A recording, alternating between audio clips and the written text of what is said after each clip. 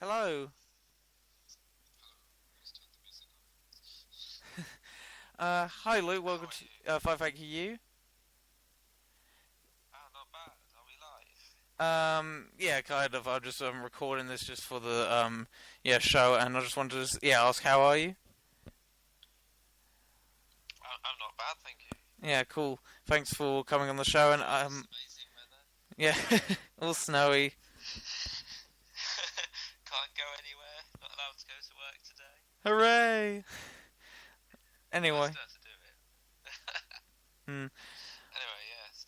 Politics, yes. the first question I wanted to ask actually was what first got you into politics? Oh, I think one of the things that's bothered me growing up is I'm half Zimbabwean, and watching news reports of farmers being driven off their land and people being attacked, and knowing I have family there, and also in South Africa where we feared Hmm. similar would happen and now is going to happen. I was concerned about my family there, and the Labour Party always seemed to act as if we deserved this, as if we had brought it on ourselves. So I never really grew up really swallowing the blue pill. I never really got the political correctness thing because political correctness believes I should be dead. So Indeed. it never really got on very well with me. So I guess that's where my hatred of Marxism really all comes from, and why I want to destroy Marxism. All right. What do you feel like? You said you never had the blue pill. When do you think? I guess you took the red pill. What sort of age? I guess, or at what time in your life? I don't think the blue pill.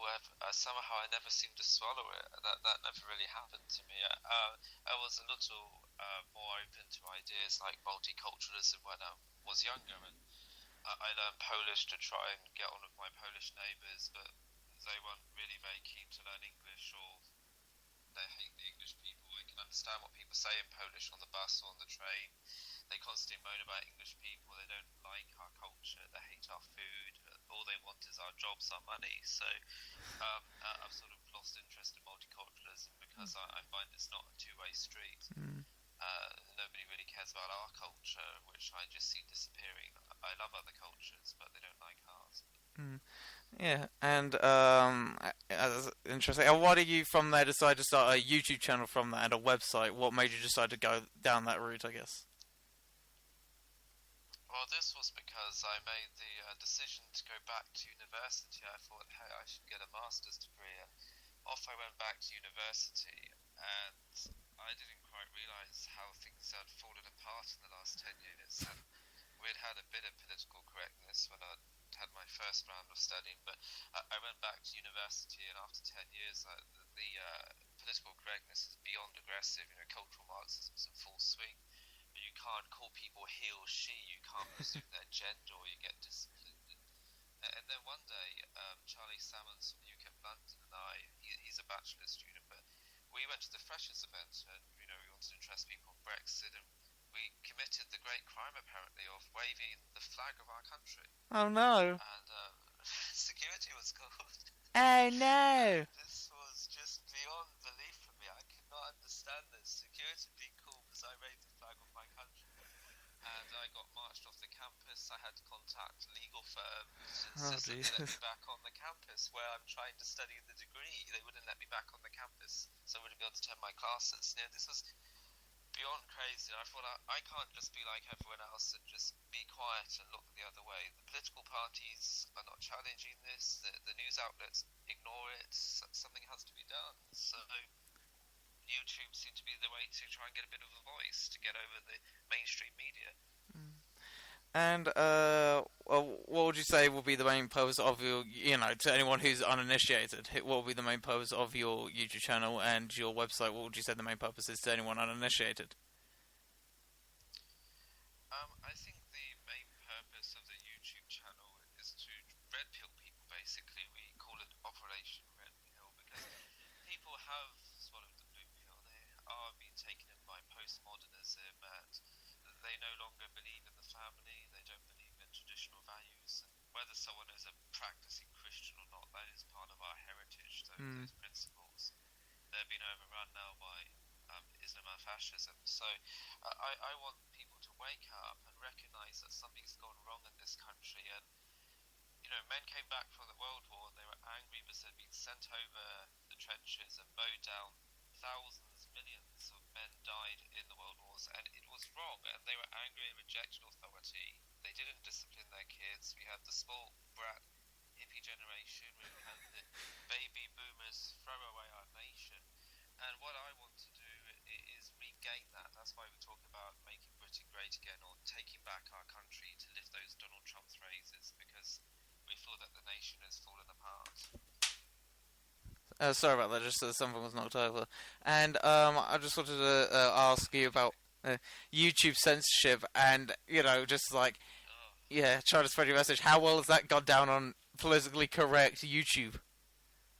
well, they deleted a video. All I did was share something Channel 4 actually aired on mainstream TV. So I shared a clip where a Channel 4 presenter called Mohammed a paedophile.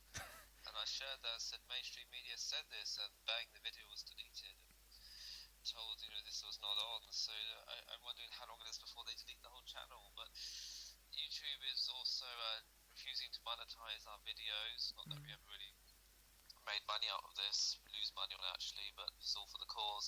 And they also put them on some kind of blacklist, so if you search for them, you can't find the videos. Yeah, yeah, but it's ridiculous. It's owned by Google, so what do you expect? They are a bunch of lefties. Yeah, the whole Joe's Danmore thing. I find it just because I've had that sort of thing as well. Because I had two of my videos flagged for that sort of thing. One was talking about Donald Trump, the other talking about the poppy. That's apparently not enough for monetization. But yeah, I was talking about the poppy, like why it's important to wear one.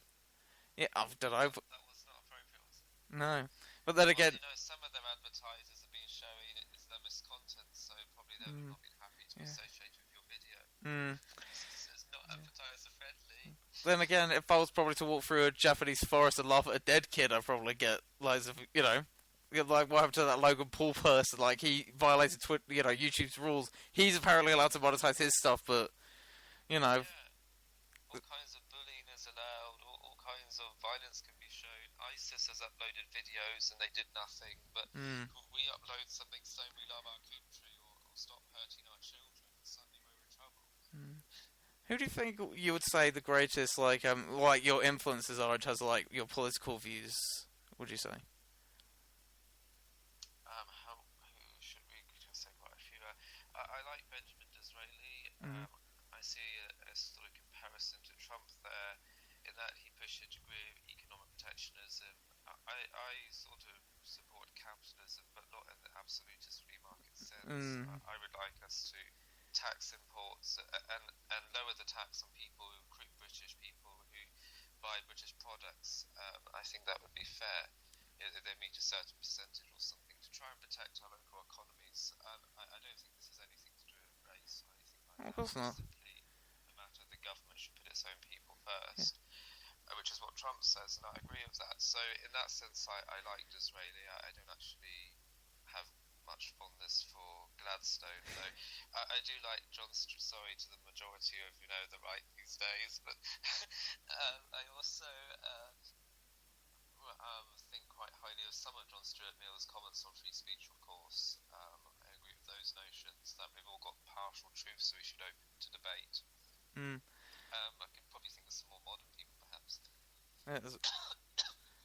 As we all can, I just find a lot of commentators on the internet quite interesting, and Jordan Peterson is a particularly fascinating man at the moment, highly intelligent, and so clever and cautious with his words. How he demolished that freak on Channel 4 was fantastic. yeah, She was, well, I think she was trying not to have a breakdown, but she was trying to pigeonhole him and make out that he hates women, and he just ripped up what she said, and clearly was intellectually far superior to us. But he has a lot of stories. He talks about many different topics, but within that you can hear that he really does understand this postmodernist problem, where they've rejected tradition, they've gone beyond actually the Enlightenment, and they're now starting to push all this nonsense upon us, this politically correct nonsense, I should say, because most people don't know what postmodernism is, but it's against that we need to fight back against the Frankfurt School. And Kathleen was trying to say, Jordan Peterson, you're a sexist for telling the truth. Like, the truth is perjury. You know, Well, I think maybe Kathy Newman's a sexist. She seems to have a problem with men. don't all these feminists do though? They're just a bunch of misandrists. That's the they go misogynist. I just reply about misandrist. They look at me, what's that? So what's the opposite? They don't even know. They don't know anything. These people, they're just airheads. Yeah. They're being brainwashed and given a few catchphrases. And for the YouTube channel, we just go up to them and sometimes just ask one question, and they just fall apart and start literally almost crying in an emotional wreck. I just walked up to one guy outside the UKIP conference and said, how can UKIP be a racist party when David Curtin's one of the candidates and came third? Loads of people voted for him, and he just looked like he was going to cry because he didn't have an answer. Yeah. I remember a funny story about that because when I used to be at UKIP, the person who ran my branch, at the Gourmet Dinner, apparently there was some social justice warrior managed to break in there somehow, infiltrate it, and she called a lot of people sexist, and then she was calling them all racist, and then when she spotted the black guy from my branch called Neville, she called him a sexist. Like, these things are somewhat, to the point of farcical. Just catch any old sort of phrase you can. What they do here, and what we need to think about if we're going to defeat these people, I'm probably giving away a secret here of how to make a damn good YouTube video, but it's all for the cause, so Yeah. here goes. Basically, they love to do what they call taking the more high ground. Oh yeah, of course. What they can't debate us on policy. They know they haven't got the truth, and they know we're going to thrash them to pieces if they have a proper debate. So that's why they no platform the university campus, why UKIP is banned from the campuses. If Britain tries to run campuses, it will be banned. They do that because they know they can't debate these issues and win. So they resort instead to the ad hominem attack. Yep. So they play the race card, the sex card, or gender card, whatever it's called, the transphobia card, any card they can, the gay card, to try and stop having a debate. What they're doing is taking the moral high ground. And so they're like, oh, we're so morally superior, and you're the racist. And then you're meant to be humiliated and embarrassed and run away and not have an argument. And that's what they rely on, the moral high ground. And people fall for this. So they say, oh, that's racist, and people get embarrassed and won't debate immigration or something. But all we should do is just stand our ground and actually do one better. Play them at their own game. And people are too polite to do this on the right. And it's one reason we are not winning in this country. We need to do what I've done in some of these videos. Just look at them, think of something, and they're generally thick, and it's easy to think of something to claim the more high ground. Well, look at the way they dress. It's clearly not very intelligent. Well, yeah, but you just do something like look at them and say, the EU is basically a bunch of white countries, and then with TTIP and TPP, you're going to add the USA, Canada, and Australia. It's just a white superstate. And you're letting any of these white people come in here without a visa, but then you're saying that Africans and Asians must get a visa. So you've got like a preference for white people for immigration, haven't you? Yeah. And they don't know what to say because they haven't thought of this, because they never studied the EU, so they're a bit shocked. But the great thing that as well is they've just lost the more high ground because now they look like a racist and they haven't got a comeback. So then they just collapse. The whole barrier, the whole defence of the more high ground's gone. You've got the more high ground. And now they're forced to do what they were trying to avoid in the first place, have a fact-based debate. And they've got no facts, so they collapse, they cry or run away, and you win. You alright? Hello? Oh yeah, I'm still here. Yeah, just something happened. And oh, sorry, I just got confused. One thing that I've always found this. And one thing. Bad phone calls next. Yeah, one thing I find interesting is that I think the reason they're doing this is because at the end of the 20th century they'd lost the debate clearly because every single one of their governments that they tried to apply has failed in some way, whether it be the communist countries in the Far East and the socialist governments in the far in the West where various left wing parties failed, and now they're embracing their radical elements in order to try and maintain some pace in the 21st century when clearly their ideas are shambles, and unfortunately we've had a education system that's brainwashed an entire generation to accept this. We just need to red pill a lot more people, man. I think. Well, they'll just say that communism's never been implemented properly, and that's the problem. But it has been implemented pretty much by the book in Venezuela, and it's you've got an oil-rich country there, which is so poor, people resorting to eating animals. They'll probably be eating each other next. Yeah, but this is what communism does to a country. Look at Zimbabwe. Look everywhere. It's never worked. Yeah, but Noam Chomsky and Jerry Corbyn said that Venezuela was perfect socialism. So did Owen Jones. He said that that was an example of why communism would work. Yeah, it's quite interesting that hindsight is not a great thing of these people, and whatever some one of these people Well, talks. neither scientific method, because you take scientific method, you test something, you try it, and if it doesn't work, well, there's your evidence. But they don't like facts, and that said that the definition was an idiot to do the same thing again and again and stop it working. Well, these people are clearly idiots. Yeah. And what's something Daniel Hannan said? He said in a video, like, if someone were to say fascism was ever actually fully, correctly implemented after the Nazi Germany, people think you were mad, but apparently this whole socialism has ever actually been tried somehow holds water because we have certain people in these institutions who have these views. Just one, I don't know, just because that's just the way it seems to be. That's an interesting analogy. I'd like to hear some of them respond to that, but yeah, I have heard people say that actually, but it wouldn't inspire me to give Hitler another go with it. No, as in, like he said, people think you were crazy for saying, fascism is, never been fully implemented. But people apparently, when it's on the other side of the coin, apparently, yeah, of course communism has never been implemented, just because it's so ideal and utopian that they can't imagine the bubble being burst, I guess. It's a textbook dream, it's some theory on a piece of paper, and it's so cute and beautiful, and it sounds lovely. We're all going to be equal, and it's all pretty. I'm gonna get free stuff. Yeah, but these people don't live in the real world. They need to wake up, and it's the soy boy thing, isn't it? All these effeminate men full of estrogen who don't know how to. Bitches. They just need to grow up. Yeah, Bob had bitches. Bring back national service. Sorry.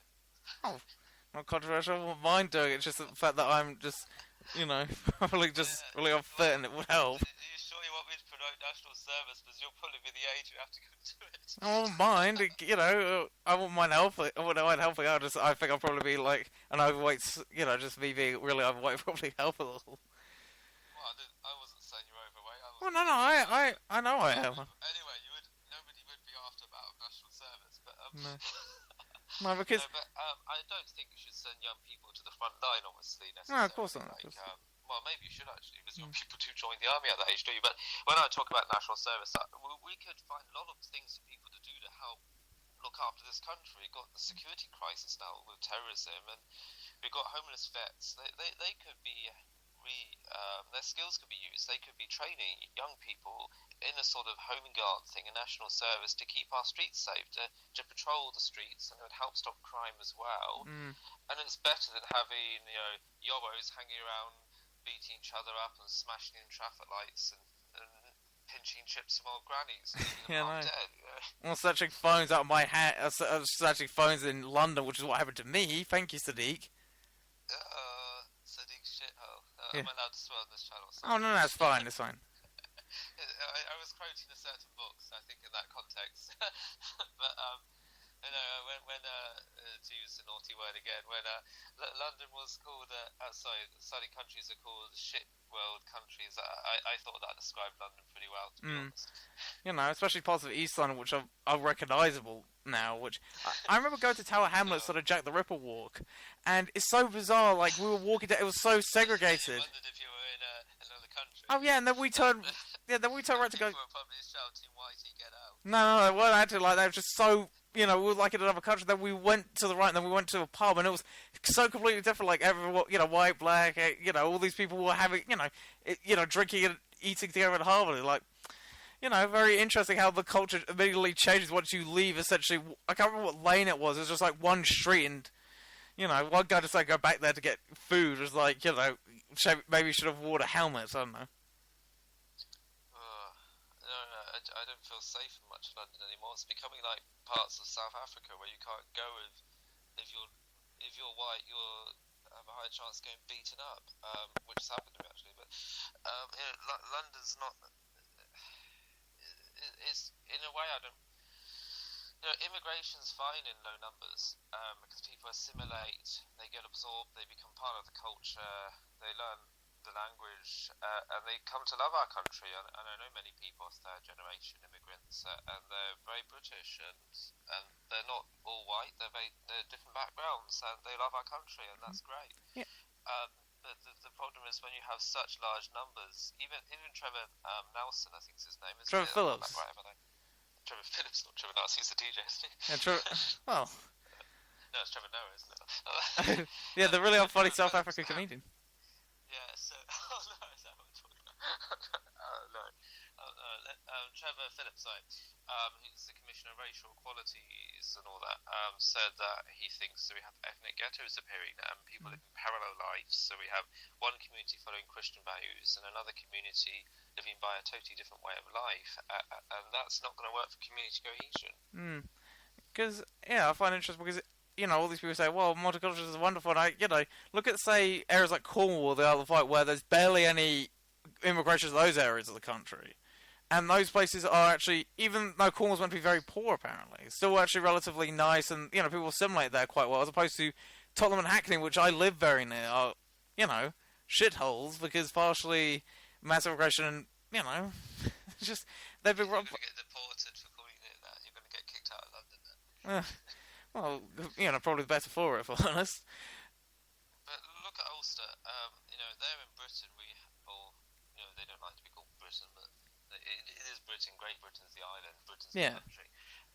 But if you look at Ulster, basically you have an example there of multiculturalism. You have two cultures that hate each other, want each other dead, and they fight for dominance over the piece of land. And that's what happens when you have multiculturalism. People cling to their cultural group and they want their group to be in control. And so as these ethnic ghettos grow with mass migration, eventually they're going to be such a size they're going to want to compete with those who identify as British for control of the country, and that's going to start happening in London soon. And it's going to end up like Ulster. We've already having increasing terrorism.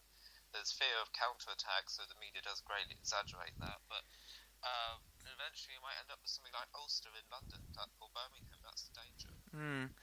And yeah, I just find it interesting. Yeah, it's just all that sort of thing. And you talked about Trevor Phillips. I find it interesting when he talked about after the 7/7 bombings. He said something about like we're sleepwalking into segregation. And in his documentary recounted on How Question Time, all the politicians who went on there just dismissed his comments as absurd. Like every single person who's warned against this has been either demonized or laughed off in some sort of way. You trace this back to 50 years this year, Enoch Powell, I guess. It's just, I find it very interesting that every single person who's warned against massive aggression has been somewhat demonized, which just shows you what the agenda is, I guess. Well, yes, there's a number of agendas going on there. We have the Frankfurt School about breaking down the Anglo-Saxon culture because English, the Americans, Australians, all these people believe in Englishman's home is caste with the idea of individualism, and they hate that because they need collectivism, absolute collectivism, to establish communism. So in Eastern Europe, they succeeded with establishing communism, and they did establish it there, and it was destructive, despite what they say. But they failed in the West because we have a sense of libertarianism. So they want to destroy our institutions there. We have other problems whereby they make a lot of money out of mass migration, because if you have people in work and there's no extra jobs, but you keep bringing people in, all they're going to do is fight for wages. Supply-demand ratio. If you have a higher supply of workers and jobs, the wages will fall due to competition. Well, unemployment goes up. We've got 4.3% unemployment. We don't need more unskilled workers. We only need a few people like doctors and engineers. But this is driven by money, and the people driving it don't even live in the UK, so they don't have to worry about multiculturalism problems. People like Richard Branson in the Caribbean, business in Switzerland, so he doesn't even pay tax in to help with the unemployment that he's causing. These people are disgusting. And then the third thing, which no one ever seems to notice, and one of the main factors is more the Barcelona Protocol, and going further back to Charles de Gaulle, when he pushed for Eurasia. He wanted to unite France, particularly, and Europe with Arabia to compete with America, because America was attacked Britain basically to become the world power. It turned on us from a week after the World War, and France wanted to be the world power instead.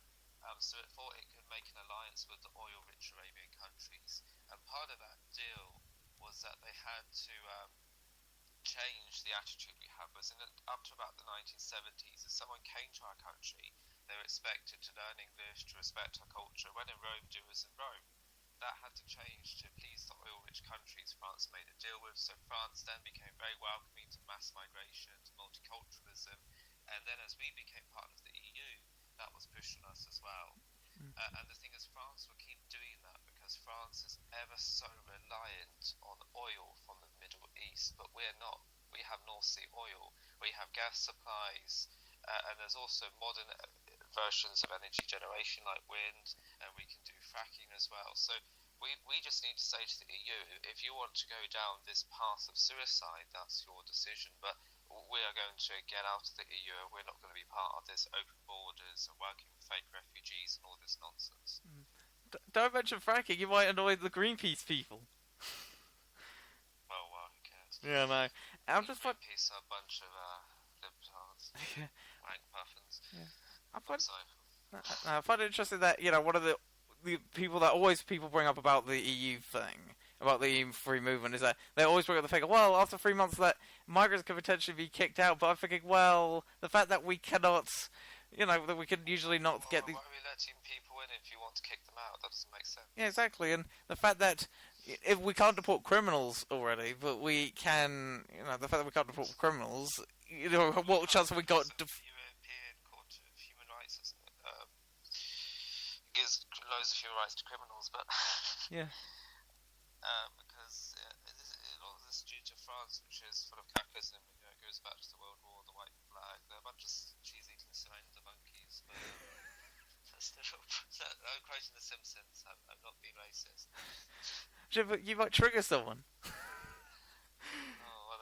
Well, they can go and cry to mummy. They need to grow up. Moi. We've got a generation of young people growing up, particularly your age more than mine, the snowflake generation, who are just emotional, who cry at everything, who can't cope with criticism. They've been so mollycoddled, and the men are so effeminate. We need to toughen up, and national service would knock some sense into some of these young people.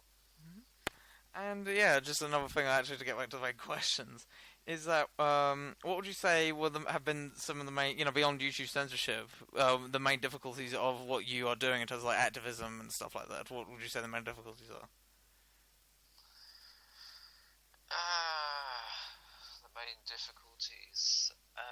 Well, I guess it doesn't really bother me that much, but those stupid watch lists like Stand Up to Racism, Hope Not Hate have me on their list. Hope Not Hate reckons I'm one of the most dangerous men in Britain. This guy about 5 foot tall, I'm really scary. They turn up to speeches I give. They sent about 30 old grannies and students to have a good scream at me outside of the Cardiff Assembly, and I couldn't quite understand what they were so scared about. They were telling me you're not welcome here, which I thought was a bit rich, with the surname Jones. That's sort of my capital city, isn't it? So the police didn't agree with them and dragged them off. But I guess there's a bit of social exclusion where people don't necessarily appreciate our views. A lot of friends got angry with it talking because of Brexit. Right. How helpful dating is it? You meet some girl and after a while she finds out you're not a libtard. But I guess those are the main consequences. But I don't get death threats, so no one's ever actually hurt me, to be honest. Not directly because of this. I have been attacked for being white in London, but never directly because of politics. And what would you say are your, I guess, proudest moments or greatest achievements from doing this? Like, what do you say you're most proud of doing this? What makes you most proud of doing this? Yeah. I'm quite pleased that Bolton's gone. Lord of the Cucks has been chucked. Dennis, Seymour Skinner. Yeah, he looks like he looks a bit like Mr. Burns as well. This guy is a lunatic. He's clearly led by his cock. He just goes after the youngest woman around him and dumps his wife, dumps his kids, doesn't care about anyone. It's disgraceful. And so we did a lot of Facebook stuff, interviewed many people, including Jared Batten, Stuart Agnew, Elizabeth Jones, about him. There was that meme which caused a lot of controversy where he had that Ukrainian guy being thrown in a bin. But basically, I think this did a lot to help remove him. A lot of people have seen that video and the banners and leaflets outside the hall. So I'm quite pleased for our part in getting rid of that idiot. Maybe UKIP can get back on its feet, but hopefully, but we'll see what happens. But we don't really have anyone speaking out enough for how young people in Britain feel, especially people under about 40, and how we're being betrayed greatly by the baby boomer generation who don't care about housing prices, don't care about the fact we don't have jobs for life. Don't really understand at all the whole political correctness thing. They just don't even begin to comprehend what that is.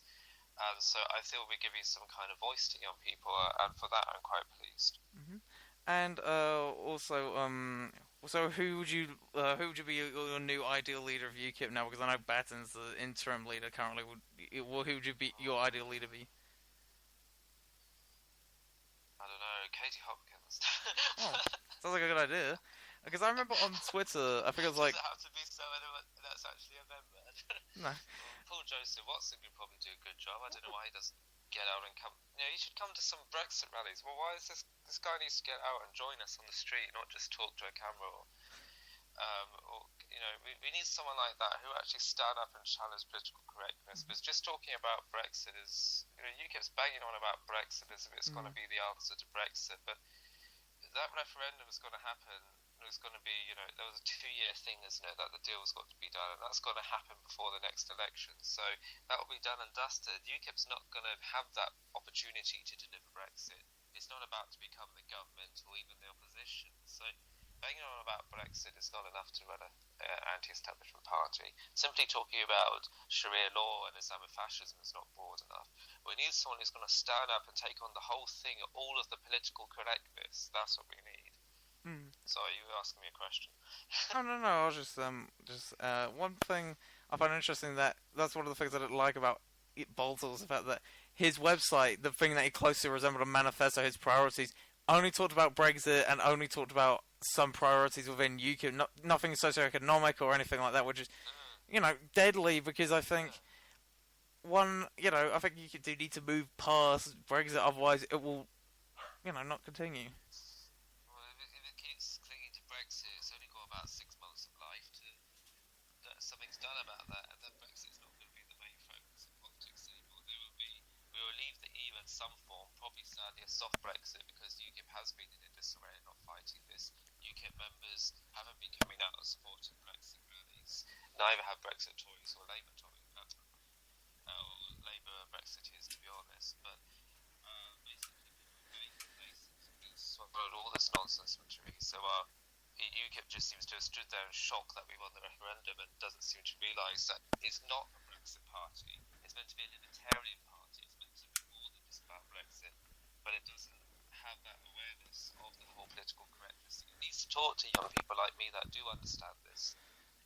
It's run by baby boomers who don't understand what we feel, and until it starts talking about what the people feel and the problems we actually face, and gets away from being so focused around Kent and starts concentrating on the Midlands, stops being London-centric, and goes to Brexit now, where people actually voted for Brexit, it's not going to have a future. And just what do you think you can do then to do this? Like, what sort of steps do you think you could put in place? What was the last bit of the question? Like, what steps do you think they could put in place? Like, what steps do you think they could put in place in order to achieve this? Do you think? Well, basically, UKIP needs to talk to young people. It is run by baby boomers, and this is very awkward for us because baby boomers did sell out your generation and mine. You and I would probably never be able to buy a house because the prices have gone up so badly, but the baby boomers don't care because they've done very well out of the house prices going up. They don't feel the pain we do. In what way? Most of them, like the house prices have gone up so sharply, it's about 20 times that of wages, so you will never be able to buy a house, even if you work hard and put loads of effort in. The only real difference would be whether you pay the rent or whether the housing benefit does. You won't get a better standard of living for working harder, for making that effort to go to university, and this will demoralise the nation. We also have problems such as militant feminism, which they encouraged, which is now coming to make life very difficult for you and I as men in this country, where we're openly discriminated against even by one of the main political parties on university campuses and even at the workplace. We have this rubbish slow the Conservative Party is telling government departments not use pronouns he or she. Mm. This is stuff the baby boomers did to us. They've betrayed us. And the baby boomers in UKIP need to stand up and be different and show that they don't approve of this. And they need to talk to us and listen to us and hear us out on what we feel and what we struggle with on a daily basis, because they don't know and they don't understand. And they keep saying young people don't vote for UKIP.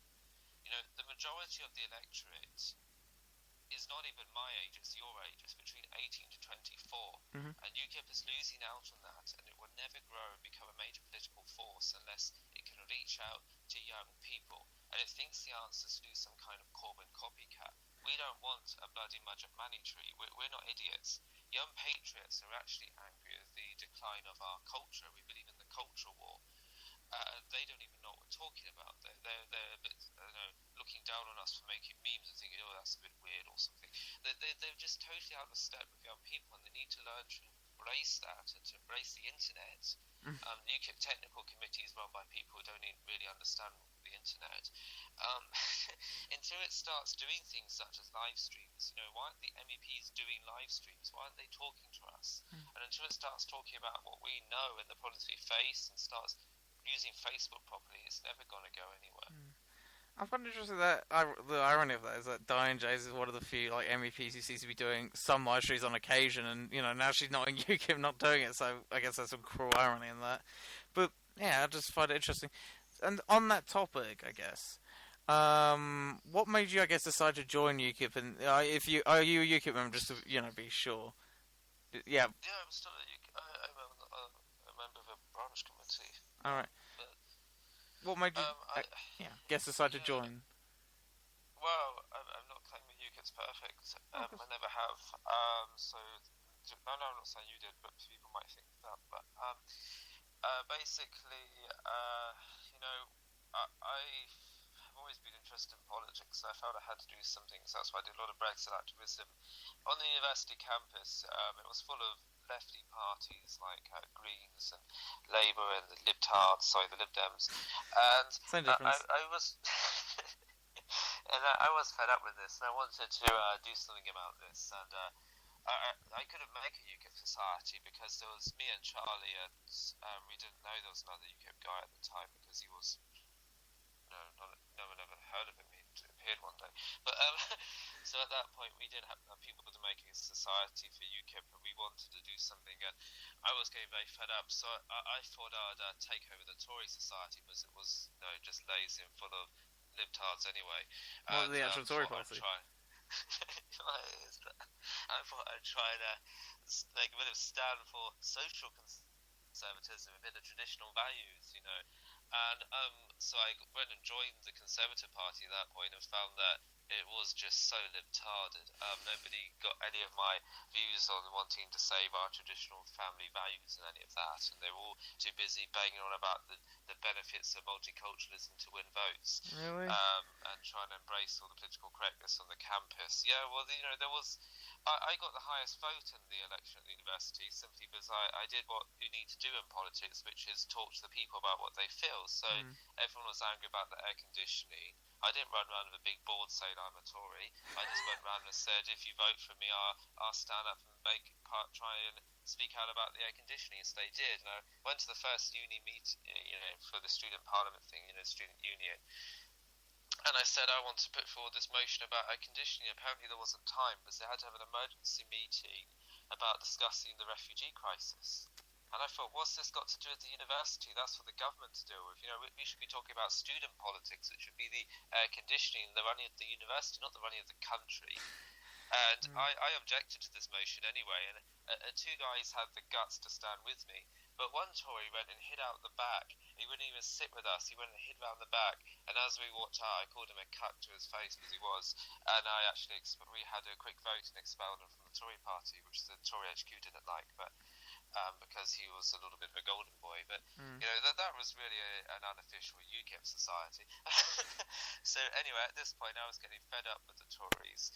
I've noticed the 1922 committee blocks any social democrats. And unlike UKIP, there's no democratically elected grassroots committee. The NEC in the Tories is appointed. It's full of wet drips. and these lettuces just hold back anyone who loves Britain. So, people like Aaron Banks is really talking a load of shit when he says that he's going to have a takeover of the Tories and put Mog in control. He's ignored that the 1922 committee won't let him, that they blocked legitimacy like Brexit, and they're put in Theresa because they know she's a Ramona who's doing a bit of a farce to trick us all into soft Brexit, and Boris is the same. Mm. So basically, realising that this was all a sham and the 1922 committee was the problem, I just thought, screw you. And I went and joined UKIP and thought, UKIP's not about to take over the government, and there's some issues there. It's really off with this strategy, but maybe we can try and help this be a pressure group again and do something to try and kick the Overton window to the right. We might not necessarily get elected as MPs, but it could be useful as a pressure group. Mm-hmm. And yeah, I find that interesting. Like in actually, the Tory party now full of libtards, like people like Ken Clarke and Anna Soubry and some of these other idiots who clearly should be in the Lib Dems or the Labour Party, but refuse to actually Most go of them there. are Blairites these days. That's the problem. I reckon, probably something like only 5% are proper, Disraelian style Tories. Most have gone too much down the Gladstone route and far beyond, and basically they're not Tories, they're liberals. A proper Tory is more like Trump or Farage, but the majority of the Conservatives these days are really just lefties. Are there any Tory MPs that you'd say you like? Like I like one or two of them. A couple of them are push, but none beyond that. I'm not saying that they're all bad. Oh no, I'm not saying you A were. few of them are decent people, it seems, except the fact they're just wasting their time in that party. And it's a shame, if maybe a third of the Tories, the better lot, could link up with UKIP or something, they could have a chance to run the country, but they don't. Mogg seems to be some people think he's too posh and out of touch, but it seems the working class actually do have some respect for him over Brexit. He does seem to stand for democracy and respect referendums. So Mogg seems to be a decent chap with traditional values. And there's a few others. Trying to think of some names. Andrew Rosendale seems very patriotic. Unfortunately, he does seem a bit tight with the Tory party, but that's politics, isn't it? But he does seem to have a degree of patriotism. There's a few like that, but to be honest, far too many of them and far too many of the Tory pressure groups are just basically Blairites. Because that's one thing I find interesting is that Rhinos. Yeah. Is that one thing is interesting? Like I think it's very telling that all these liberal Tories are complaining that they're going to leave if Mogg actually takes over, which I think is very telling of, like Soubry and stuff, like, because they don't represent, they don't, according to that, they don't represent, he doesn't represent the Tory party they know, as in, like, oh dear, he might actually make it a Conservative party again, how horrible. Oh, well, maybe they should bring back their beloved SDP, I don't know, that was more fitting for them, wasn't it? Well, they could just go join the Lib Dems, that's the SDP, and just... They are Lib Dems, so why don't they all just... Join them, yeah. Why don't they all just shove off? It's like, it reminded me like, that's probably why they were so cozy together, the Tories and the Lib Dems during that coalition, because they were the same party. Exactly. Even though I do remember who was the time Tory MP, Nick Dwyer, coming in, and presumably because he was actually somewhat conservative, he said that the relationship between his party and the Lib Dems was like I remember asking him when he came into the school, and he said it was like a fate worse than death. I don't think it was that bad. I think they got on quite easily, to be honest. Presumably because he was actually one of the... be harsh enemies these days, to be honest. Yeah, presumably because he was actually one of the few conservative ones in there, I guess. Or, leaning towards that way as opposed to something I don't have a strong opinion on the man, but I haven't read up enough on him to make a comment. I mean, it's at least not Joan Ryan who runs my area now, which wonderful Labour one. Yeah.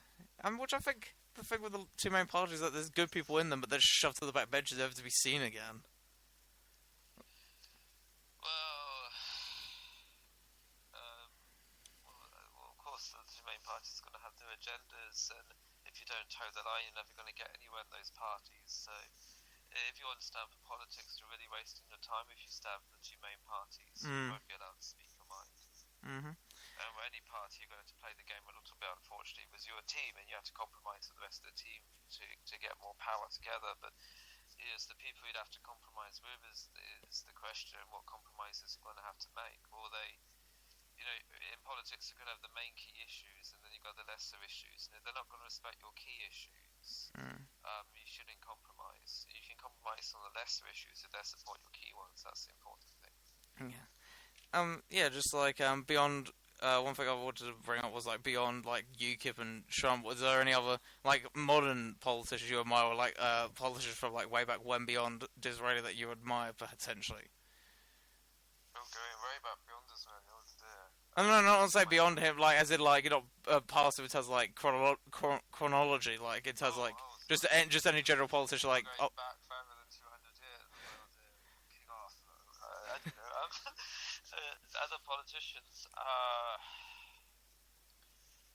Well, I think you can find a lot of respect in most people for something, but even politicians I might not like. But I'm not sure what to make of Churchill. To be honest, he seems, he was great in a way that he was patriotic, but he also seems to have been a bit of a drunk and things. But I don't know quite. at least know he what to didn't make say of that. he didn't say peace in our image of him times. is very positive. Sorry.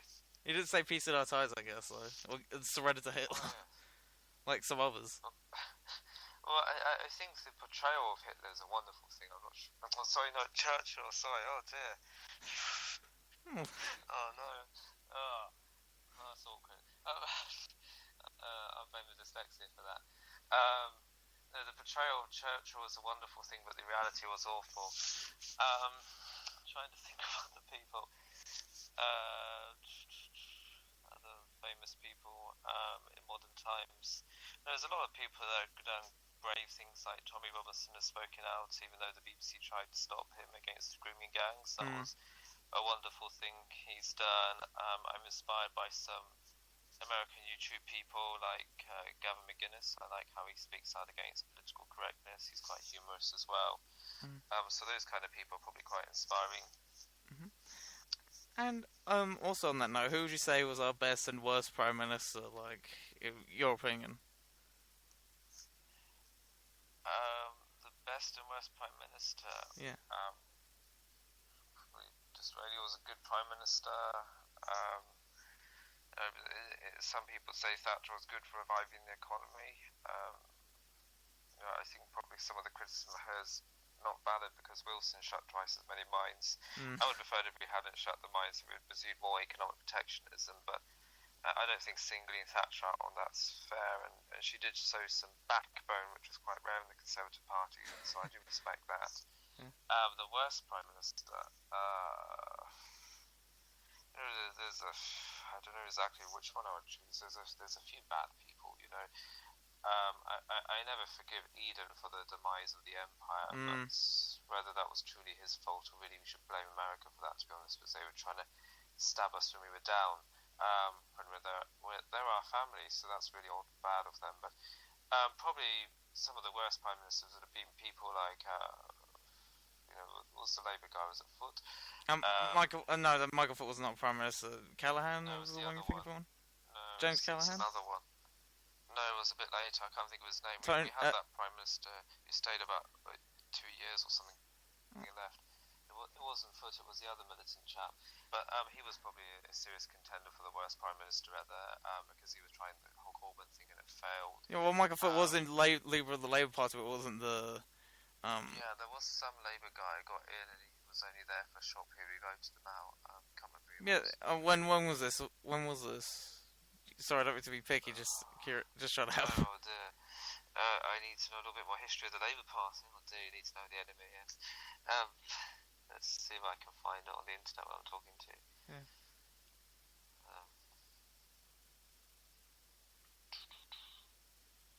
Let's see. Labour Party. Get Wikipedia up, that reliable source. Oh, it's mentioning Ken Livingstone's suspension for anti-Semitism. And now he's back in. Of course, Labour are not a racist party, are No, they? they're not. They're kind of gentle at politics. Of course. Yeah. That's not here. Hi, all the Labour supporters at White Campus when I eventually, show this. I can't see who it was, but there was a guy that got in, wasn't there? Good afternoon. I'm not being very helpful to you, am I? No, that's alright. It's not who's Labour got to, am I? No, that's alright. It's not who's Labour Yeah, so I would say probably maybe Heathrow, in my opinion, just because he. Harold Wilson is not here. I all the Labour supporters of White Cabbers when I eventually, show this. I can't see who it was, but there was a guy that got in, wasn't there? Oh, I'm not being very helpful to you, am I? No, that's alright. It's not. Who's Labour? It's got Tony Blair here, Harold Wilson.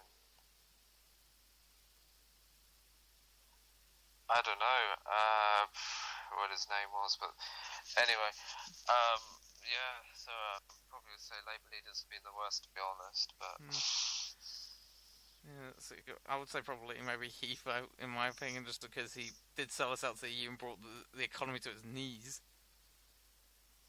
oh yes, that's a very valid point, to be honest. Yeah. Yes, we could blame him really for giving in to political correctness. And he's also potentially, was it he a kid? Isn't there stuff involving him and all these allegations now, which makes it all worse? Yeah. And That supposedly harm children, they're claiming, didn't they? I don't know if it's been proven, but there are serious allegations. So there's the principle of innocence proven guilty. yeah, of course, I'm not saying he, was guilty. I'm just, just something just to bring up, I guess. And yeah, just trying to think of what else I could really ask. Like, I just remember you were talking earlier about like party politics, and it was like something I remember watching Peter just on Question Time talking about how, anyone in the party that's a little bit, too. He was saying like if someone like him stood for Parliament, he would be erased by the major parties because he was a bit too popular. And you do see this, I think, in all the major parties, they do erase the popular candidates because they were too, too what do you call it, too edgy for them, I guess, and their donors, which is what they tried to do to Trump in the States, but it didn't work because it's Donald Trump. Yeah, well, Trump is in a very unique and special position where he's heavily funded by himself, so he's a very wealthy man, so they can't control him. The Tory party is predominantly paid by one of the banks. I think it's Barclays, if I remember correctly. Yeah. They reflect the interest of bankers, basically. So they're basically pushing heavy capitalism, and they don't care about open borders because that's cheaper wages. That's cool with them.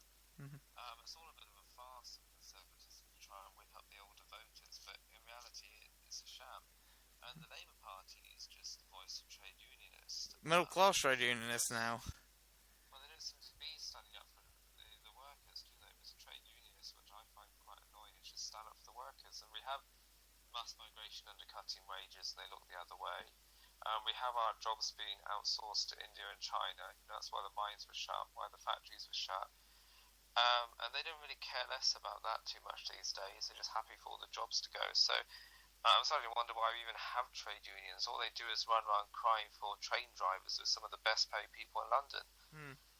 And I just find it interesting, like, a lot of these, I remember reading a Times article, I can't remember what article it was, that said about how all these trade unionists are, are all middle class now, but they don't represent the vision of the middle class. Yeah, sorry, the working class, rather. It's just, I find that interesting. Well, I think is what's his name, Leo McCusker, earns twice as much as the Prime Minister, something like that. So these people are very well paid, so they don't speak for the working class, and the people they're fighting for, the train drivers on 50,000 or more, they're not working class, they're middle class. It's not manual labour, they just sit doing a stop-start button to make the train move back and forwards, and it automatically opens and shuts the doors and everything. It's not really much of a job. A robot could do it, and it does on the Eastern Dockyards line. That one's automatic. So they should. If these people are just going to keep having tantrums and causing all the working class people to be late for work, maybe we should replace them. Yeah, well, like David Starkey said about, he said something along the lines of, they can be replaced with a dummy. Maybe they should give that a try at some point. Well, all you need is a robot that just has stop-start. You just have a sensor in each station so it knows when to stop. It waits for a few minutes and it goes. It's really easy to do. It happens. It's the ELR railway does that already. The one through Canary Wharf. Yeah, just to show that Londoners are going to the dogs now, especially with all free mayors being pretty rubbish. So they should. If these people are just going to keep having tantrums and causing all the working class people to be late for work, maybe we should replace them. like David Starkey said about, he said something along the lines of, they can be replaced with a dummy. Maybe they should give that a Well, they try at some could. point. All you need is a robot that just has stop-start. You just have a sensor in each station so it knows when to stop. It Hmm. waits for a few minutes and it goes. It's really easy to do. It happens. It's the ELR railway does that already. The one through Canary Wharf. Hmm. Yeah, just to show that London's going to the dogs now, especially with, all free mares being pretty rubbish. It's already gone to the dogs now. Oh, as in, like, just the free mares are just running into the ground. The socialist, the When is moron, that? and the social justice warrior.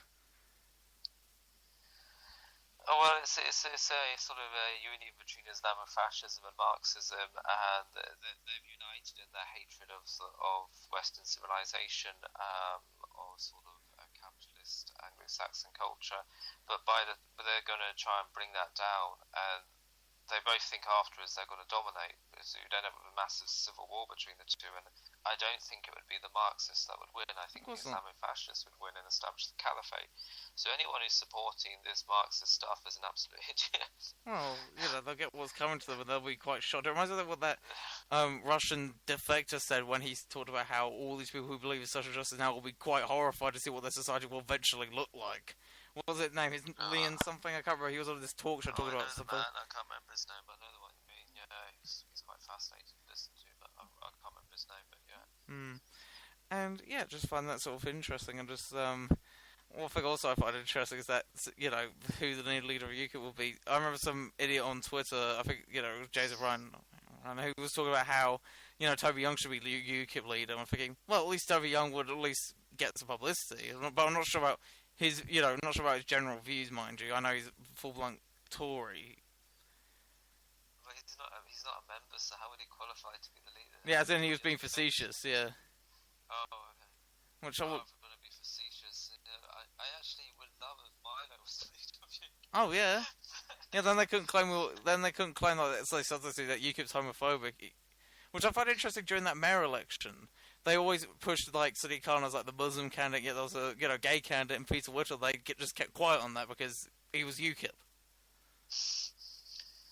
Well, why didn't? I'm not saying they should push that, but the hypocrisy is stunning. Well, there's the race card. Of course, they're not going to give UKIP the moral high ground. Maybe Peter should have pushed that harder to claim the moral high ground. Yeah, But but UKIP doesn't seem to know that it needs to claim the moral high yeah, ground. but It probably just doesn't know how to play dirty. and probably just and I find it interesting that they claim that any criticism of Sadiq was racist. I remember in their own election Surely manifest. any criticism of Zach Goldsmith's racist because he's Jewish, or Mm, Labour is the anti-Semitic party. that's a, Why didn't he play that card? The right.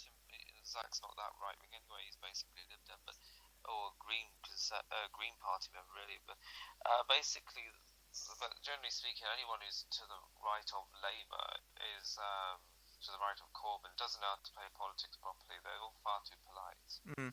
because one thing I find interesting is that in that manifesto, like one of the manifestos, they said Labour played that card, the fact that it was to the extreme, because they said to the fact that he was the Muslim who would fight extremism, to which most people I think would go, surely that's beside the point. I thought you were meant to say it didn't matter, but you're pushing this as is only like wow.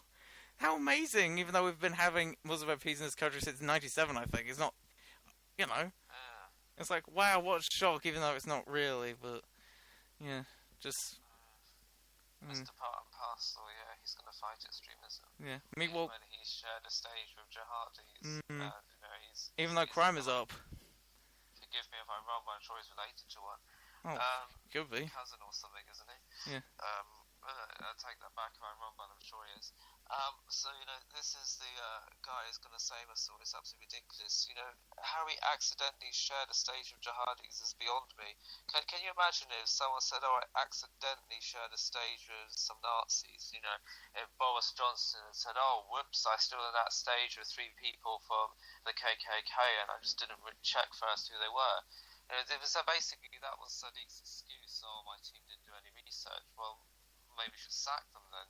Yeah. You always check who you're showing a stage provide to, and I did once pull out, as I said, that guy's part of a UKIP prescribed group. I'm not necessarily judging this guy on a personal level. I don't really know anything about him on that level, but he has been part of a prescribed group, and I can't be associated with that. And Which guy was this? the Sorry. kind of things said it should do? Oh, well, I don't know how to start naming people, but Oh, fair enough. there was a person who had been in the BMP, so obviously I don't want to share a stage with that. Well, fair But, enough. Yeah. yeah, BMP don't really help our cause because we're trying to talk out about actual issues such as open borders, mass migration, and we talk about stuff like the Frankfurt School and the Barcelona Protocol, which is factual, and then they're interrupted by starting screaming as if all Jews are supposedly bankers responsible for everything, and this is just like this is hysterical, and it doesn't help us. Yeah, because that's one thing that does bother me about a lot of this is that, the people talking about all these issues, talking about who talk about it really well, like in my opinion, people like Douglas Murray and people like Mendeley Phillips and stuff like that, are not members of major political parties. They're speakers, and the ones who do talk about it in major political parties. Douglas could probably make a good UKIP leader. Oh yeah, I wouldn't mind. Douglas Murray, not Carswell, before someone lynches me. Ugh. Who was just a liberal Tory. What was he doing in UKIP? The people talking about all these issues, talking about who talk about it really well, like in my opinion, people like Douglas Murray and people like Mendeley Phillips and stuff like that, are not members of major political parties. They're speakers, and the ones who do talk about it in major political parties. Could probably make a good UKIP leader. Oh yeah, I wouldn't mind. Douglas Murray, not Carswell, before someone lynches me. Ugh. Who was just a liberal Tory. What was he doing in UKIP? I think there are far stronger Tory influences on UKIP than Carswell. Oh yeah.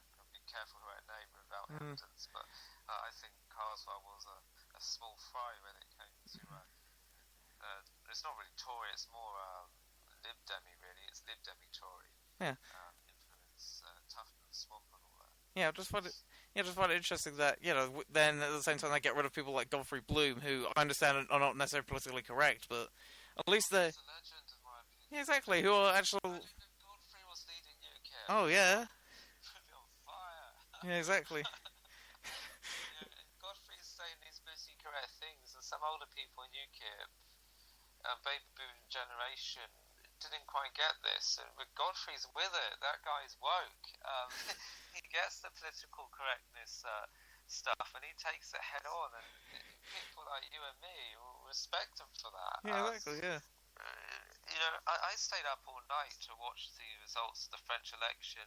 Oh yeah. With other people, and and we wanted to see Marine Le Pen win, as she is speaking out against political correctness. We stayed up all night to watch Wilders win, yeah. And then when it comes to the UKIP leadership election, we're just like, yeah. When it comes to the British general election, we're like, I can't be asked.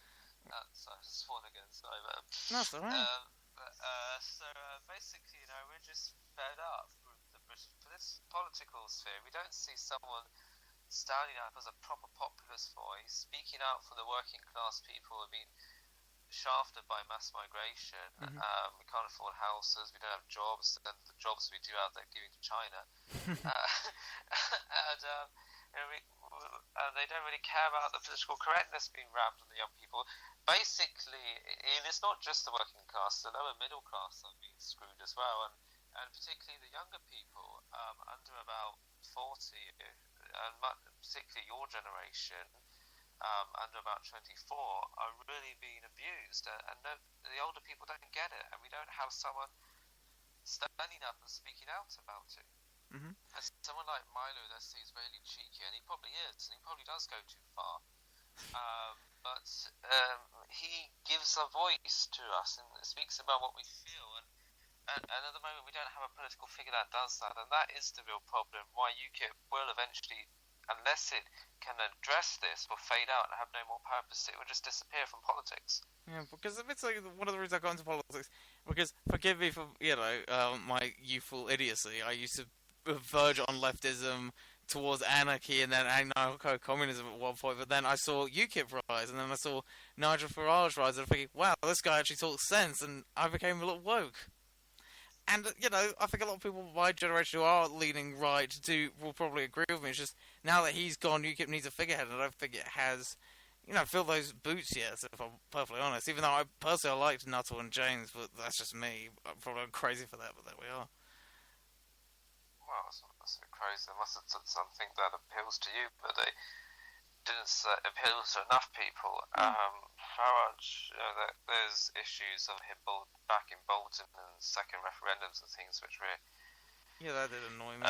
so yeah, the vote of no confidence was probably a vote of no confidence, not just in Bolton, but in the man supporting him. But Farage has blown it lately. But in the past, he was giving these charismatic speeches in the EU and eviscerating people, and this was really inspiring. And we don't have anyone with that fire who will stand up and challenge the left, and this is really why UKIP's lost.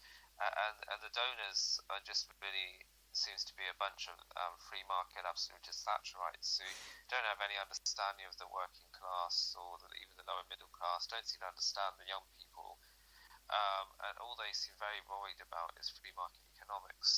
They don't seem to get the need that they need to taper that with a bit of economic protectionism like Disraeli did. And these people are unfortunately quite out of touch, so it's probably the party donors, sadly, that are the problem. And that they're not pushing the right things. So party donors really run a party. Yeah, and yeah, that's just admittedly that annoying about all this sort of stuff. And admittedly, I know you didn't. Yeah, I know you didn't support her, but it did annoy me when he did what he did involving Andrew Waters. Just because I supported her and stuff. It did annoy me when he's. Yeah, I'm talking about Farage when he did all this sort of thing called saying all this thing. This newspaper article about racism. Yeah, no, it's just like was a bit. That was a very lefty thing to do because Anne Marie, whatever someone thinks of her views, I'm not criticising her views. I would take a different approach to her to expressing some of those things. I might use different words or try a bit more of a long game, but I think you need to get mind over to window a bit more. But to call her racist is uncalled for, yeah, exactly. because she's criticising a religion. What's it got to do with race? The biggest Muslim population in Europe, I think, is actually Bosnian, and they're white. And there are other countries as well in that area. And look how well Bosnia's lasted, and all these other Baltic states. So this has got nothing to do with race. It's got nothing to do with what you look like, and there are people the same colour as Pakistani Muslims from India who are Hindu, or people who are Sikh, or people living in Pakistan who are not Muslim, who are Christians. So this attempt to correlate race and religion is entirely disingenuous, and it's a weak lefty attack to try and shut down this debate. So no, I wasn't impressed by that. I think the thing is, Anne Marie has a fringe following, but she needs to be a bit more nuanced to get a broader following. But she nonetheless would have had a very considerable following, and that would have stolen Farage's thunder. And the thing at the moment is UKIP is part of the EFDD, a super party of the EU, which is led by Farage. So effectively, Farage dominates UKIP, and if he has a puppet in there, which is what Bolton was. Well, Nuttall was the deputy to Farage for a long time. So it was very crafty that he would run the EFDD, but he would have his puppet Nuttall running UKIP, his deputy. So that's what he did, and then that didn't work. He tried Diane, but she was thought to be a bit of a yes man, so to speak. And Bolton was basically some kind of operative, basically that was what was going on there. So Farage basically, up until that vote of no confidence, was still really running UKIP, and basically Gerald is someone he's clashed with, so this is a cutting of the umbilical cord, and now we're probably going to see a UKIP pulling away from Farage and finding its own steps. The question is what it will become, and what that would be for groups like For Britain or the Democrats and Veterans of John Rhys Evans, because if UKIP can get its act together, maybe those people will come back and see a new UKIP, a reborn UKIP, and finally will be the voice they want. If it doesn't, it's going to help these other parties, so they're going to be up against first past the post. So it's going to be very tough for them. Yeah, which is maybe good for one of my parties, but I find it's just that Democrat and Veterans Party. That won't go anywhere just because I think. No, not to get. I'm not a member of them, but their constitution seems to be a little bit dictatorial, where you basically can't question the leader on anything. I find it interesting that they're very libertarian, which I don't think would sell. Not nowadays, especially when again I would think that some of the things that happened during the 80s were based on neoliberal economics, which had some leaning towards that. And I don't know. I just don't think libertarian does sell, just because I think it's a little bit too idealistic. I just think that party will go nowhere and eventually collapse. I like Joris Evans, but I don't know. Well, neoliberalism's cancer. Basically, neoliberalism is an obsession. We're going to the Middle East and getting involved in oil wars to defending some countries out there. I think those countries have a right to exist, but I don't see it as the role of our government to be defending other countries. We've got enough of our own mess to fix. Mm. We should say that we approve of those countries existing, but to necessarily be involved in all these foreign wars is wrong.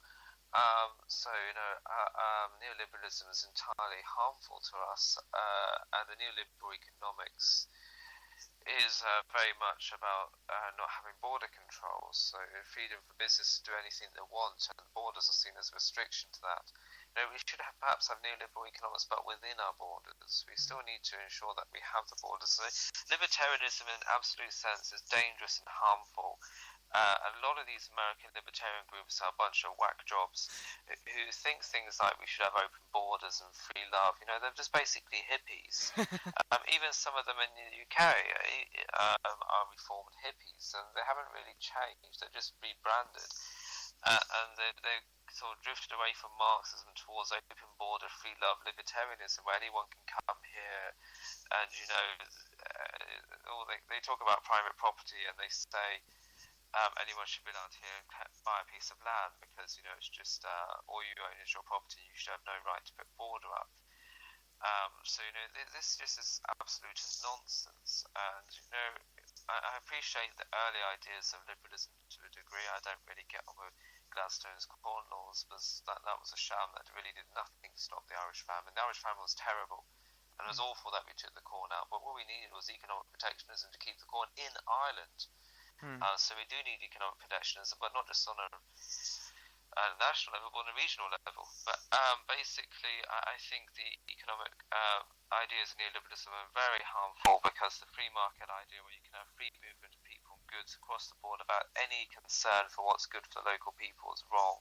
I support capitalism and libertarianism within our borders, but I do think we need to have a degree of caveat where we protect our borders. So whether it's regulations on products to mean you have to buy local ones and you can't buy foreign ones, whether it's increasing tax on foreign imports and lowering it for those who buy British and hire British, somehow we need to protect our borders. Mm-hmm. Not for Ron Paul then, I take it, or his ilk. Sorry, Ron Paul. I didn't say hate him, but we and I'm sure there's a lot we agree on, but there might be a few things.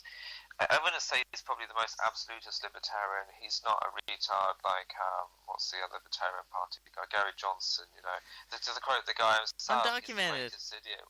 Well, the guy himself, let's quote him. He said, "I'm the greatest idiot you've ever met." Yeah. So those were the guy's own words. Yeah. I'm sure it's been sarcastic, but it makes a wonderful YouTube clip. But the guy is an idiot. Well, yeah. He's so smacked out his head on drugs half the time, which he wants to legalise, and that's why he gets the youth vote. He doesn't know what's going on, really. And he's having violent temper tantrums because of clearly the withdrawal symptoms. And why is he having to withdraw? The drugs are so wonderful. Why is he having to withdraw from them to run for president? So clearly drugs are not so wonderful as he wants. I'm not really into policing people, but I'm not going to run around screaming. It's not really a key policy for me to legalise drugs. If someone doesn't harm someone, and to an extent I don't really care what they do, but the obsession with this is just ridiculous. And is working with Black Lives Matter, and then that interview where he got absolutely triggered and exploded because someone used the word illegal immigrant to refer to an illegal immigrant, and the person just said, so if you come in our borders in violation of our visa law, are you not technically here illegally? And he said yes. And so someone said, is that not really an illegal immigrant then? And he begrudgingly had to say yes. So what did he explode for? It's because he was virtue signaling to. He's basically a libtard. He's no different, really, to the Marxists. He's just watered down Marxism. Or really, to get to the point, he's tolerating and even going along with cultural Marxism, as do Black Lives Matter, just to get votes. He's not going to stand up to postmodernism. He's not going to defend our culture. He's on the wrong side of the culture war. He is the enemy. So we have to be very careful of those who call themselves libertarian. And in a way, it'd be helpful if UKIP would find a different phrase to cling to, perhaps populism or something, Mm. or even nationalism. Though I appreciate that's been painted very unfairly, but it needs to be very careful. Some of these hyper-individualistic people, some of these Ayn Rand types are lunatics. Not a fan of Atlas Shrugged either, I take it. I've never read it, by the way. I'm sorry. I guess it depends perhaps how literally it's taken, but Ayn Rand, some of the things she said were pretty callous and cruel about children.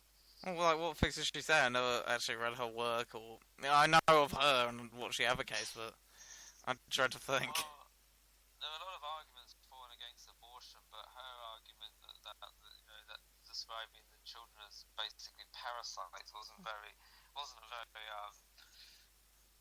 know, I might have my views on that. I'm not going to go there because it's the outside the Overton window. But whatever your argument is for abortion, I don't think calling children parasites is a particularly powerful one. No. Yeah, just that's one thing I like about Trump, actually, talk about all these, politicians, and I find it interesting that because he's now president, a lot of the people in these midterm elections are now stepping down. I can't remember which specific ones, but they're now stepping down because they realise that their centrist, sort of lefty-leaning views are now not going to no longer be tolerated, but not going to, sway the voters of the Republicans anymore, which I think is, a step in the right direction at least. It's actually becoming slightly right-wing again, which is nice.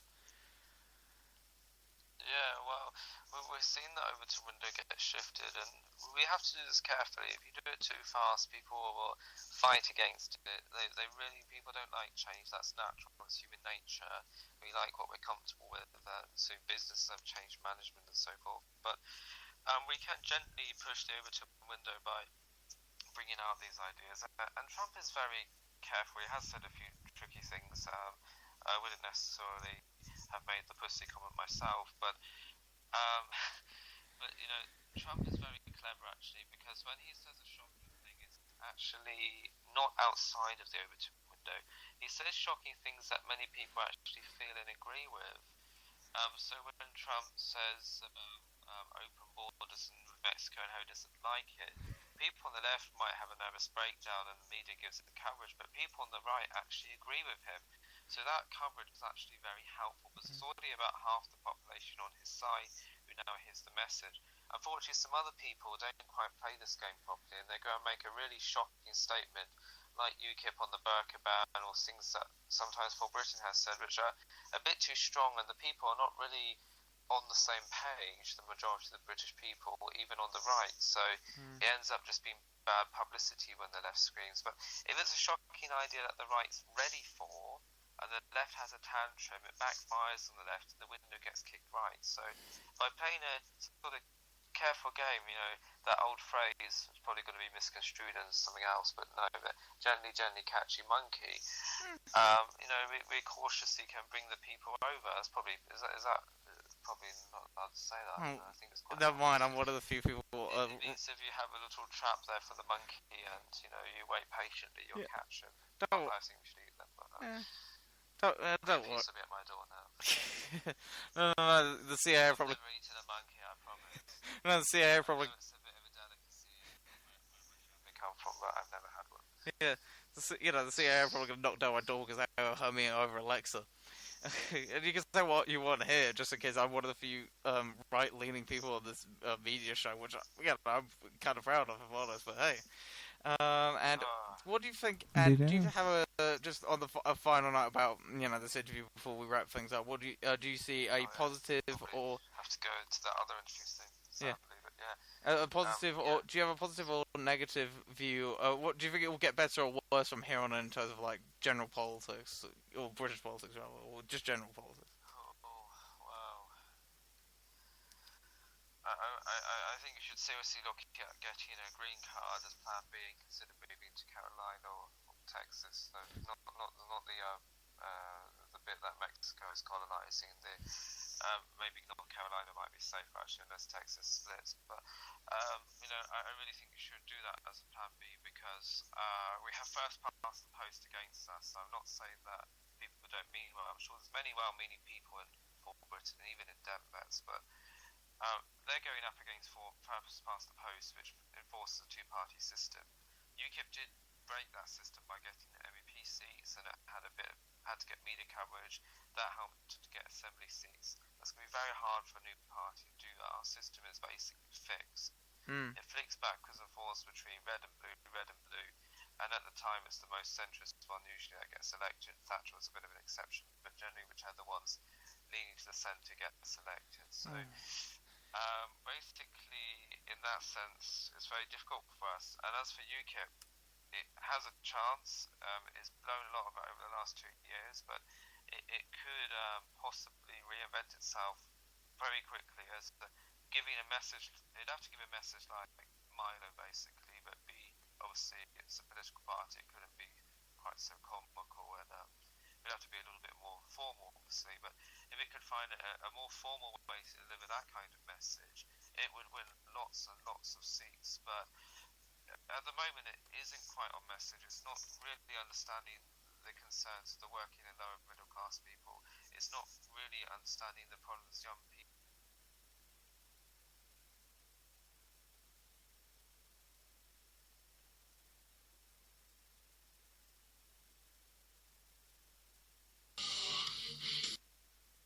And cruel about children.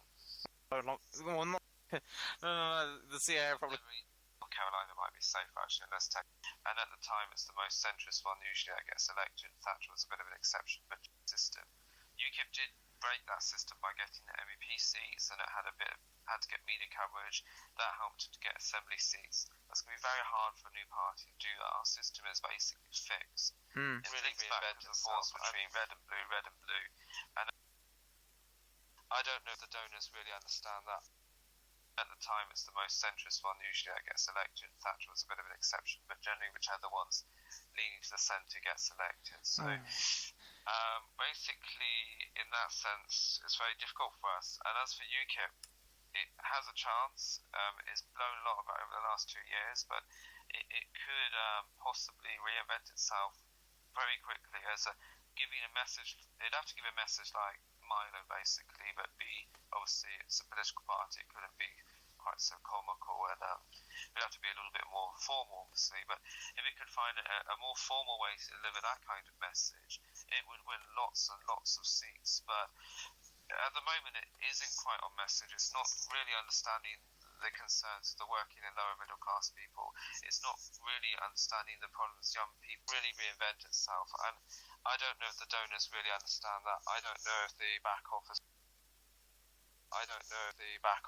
really get that. We can wait and see. Maybe Batten will deliver that. Maybe he won't. That's what we're going to have to watch and see. Okay, sure. And just one final thing, because this is a radio show. And what was your favourite song? I'll just play that before we wrap this up. I don't know. Can I just give you any song? Oh, any song will do. Okay. Can we play Metallica? Don't Tread on Me. It's fine by me. I just had a Metallica song, actually. You got why I chose that song, didn't you? Yeah, because it's the anthem of so many movements, which is interesting. Well, it's the slogan on the Gadsden flag flown by the American Tea Party, who are the inspiration for our political group, the People's Charter Foundation. Really, so you get that. They are the platform that Trump got in on. So we want to we can win the whole MJ and kicking them to the right. So that is sort of the anthem. Okay, sure, yep. Thank you very much for being on with me. I'll just play as we close this up. Yeah, thank you very much. And yeah, that will be all. Thank you very much, and see you later. Thank you. God bless. You too.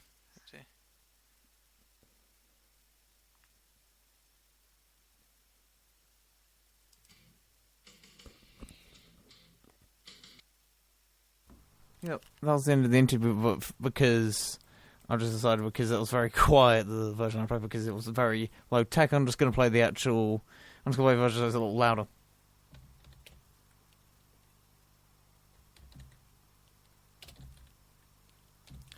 And yeah, thank you for listening, by the way, guys. I'm just going to play this song, and then I have no idea what I'm going to be doing next week. I'm trying to get a couple of people on my show. You know. I mean, I'm planning on getting either... because I've emailed a couple of people. I'm planning to do a debate in the next couple of weeks, maybe concerning about Blade Runner 2049, the most boring film of last year, which I'm planning to have someone who loves it and tries to disagree with me on it. If unless anyone else wants to contribute, my thing is Facebook, and this will be uploaded later. So I'm just gonna play this song, "Don't Tread on Me" by Metallica.